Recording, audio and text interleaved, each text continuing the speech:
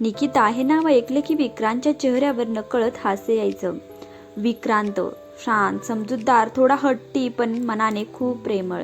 निकिता हसतमुख, स्वप्नाळू, स्वतःच्या आयुष्याबद्दल मोठी स्वप्न पाहणारी मुलगी. दोघांची भेट कॉलेजमध्ये झाली. पहिल्यांदा जेव्हा विक्रांतने निकिताला पाहिलं, ती लायब्ररीत बसून पुस्तक वाचत होती. केस वाऱ्याने हलत होते आणि त्या क्षणाला विक्रांतच्या आयुष्यात काहीतरी बदललं. सुरुवातीला फक्त मैत्री, नंतर रोजचे कॉल, रोजचा जेवलास का, रोजची भांडणं आणि नकळत प्रेम. निकिता म्हणायची, विक्रांत, जर कधी मी तुला दूर गेले तर तू मला विसरशील का? विक्रांत हसायचा, तू दूर गेलीस तरी माझं मन तुझ्याकडेच राहील. पण आयुष्याला वेगळंच काही मंजूर होतं. निकिताच्या घरी तिच्या लग्नाची चर्चा सुरू झाली. घरच्यांना विक्रांत आवडत नव्हता. त्याची नोकरी अजून स्थिर नव्हती. निकिता खूप रडली, खूप भांडली, पण शेवटी घरच्यांसमोर हरली. त्या दिवशी ती विक्रांतला शेवटचं भेटायला आली. पावसाळ्याची संध्याकाळ होती.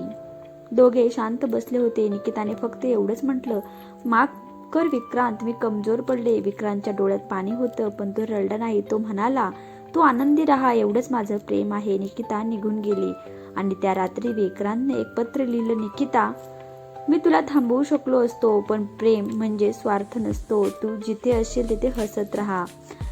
मी इथे तुझ्या आठवणींसोबत ठीक आहे. पण ते पत्र त्याने कधी पाठवलंच नाही.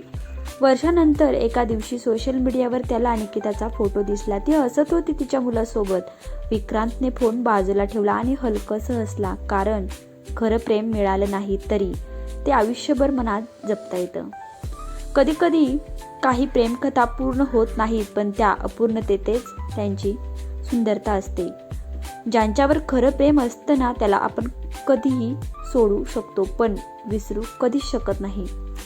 स्टोरी आवडली असेल तर व्हिडिओला लाईक, शेअर आणि सबस्क्राईब करायला विसरू नका. धन्यवाद.